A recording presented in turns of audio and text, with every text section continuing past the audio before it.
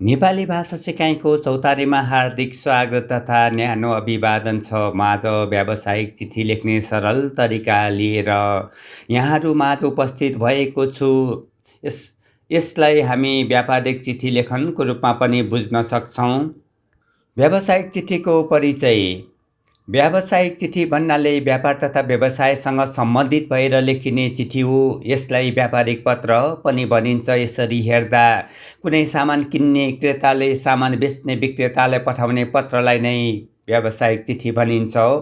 विक्रेताले पनि क्रेतालाई खरिद बिक्रीका बारेमा चिठी पठाउन सक्छ। यहाँ व्यावसायिक चिठी लेख्ने सरल तरिकाको चर्चा गरिन्छ। व्यावसायिक चिठी लेख्दा ध्यान दिनुपर्ने कुराहरू: 1. सिरानमा ठुला अक्षरमा पठाउने संस्थाको नाम र ठेगाना लेख्नुपर्छ। 2. दायाँतर्फ मिति लेख्नुपर्छ। 3.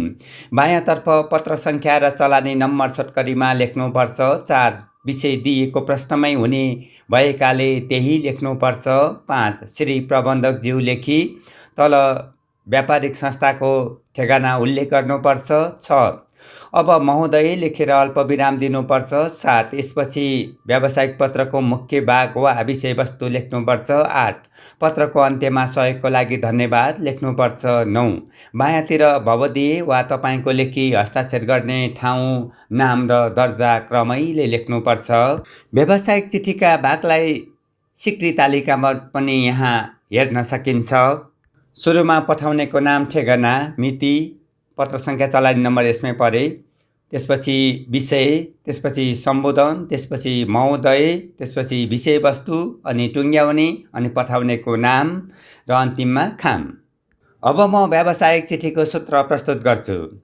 व्यावसायिक चिठीमा पठाउनेको नाम, ठेगाना, मिति पसछन् श्री प्रबन्धकज्यू, पाउने नाम, ठेगाना, विषय, महोदय, उपयुक्त सम्बन्धमा, तपसिल क्रम, नाम परिमाण, पठाएको पेस्के रकम, भवदीय नाम, बनाए खाम, पठाउने पाउने छमछम, पठाउने पाउने छमछम। यसलाई बारम्बार गाएर अभ्यास गर्नुभयो भने व्यावसायिक चिठी लेख्न सजिलो हुन्छ। अब यहाँ व्यावसायिक चिठीको मुख्य कुराहरू समेटेर व्यावसायिक चिठीको खाका प्रस्तुत गरिएको छ। सिरानमा व्यावसायिक संस्थाको नाम र ठेगाना रहेको छ। त्यसपछि मिति छ, अनि पत्र सङ्ख्या, चलानी नम्बर, अनि श्री डडरज्यू सम्बोधन छ, अनि संस्थाको नाम लेख्छौँ। त्यसपछि संस्थाको ठेगाना लेख्छौँ। त्यसपछि विषय लेख्छौँ, अनि महोदय लेख्छौँ, र त्यसपछि हामी उपयुक्त सम्बन्धमा भनेर चिठी सुरु गर्छौँ। अब तपसिल लेखेर सामग्रीको क्रम, नाम, परिमाण हामी उल्लेख गर्छौँ।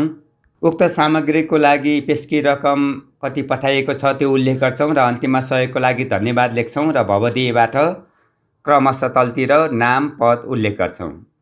यही व्यावसायिक चिठीको खाकाको आधारमा व्यावसायिक चिठी लेखनको भाका हाल्न सकिन्छ। अब लाखापाखा नलागिकन केही नमुना अभ्यासतिर लागौँ। नमुना प्रश्न नम्बर 1।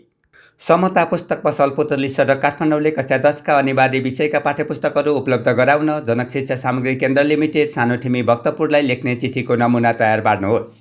नमुना प्रश्न नम्बर 2।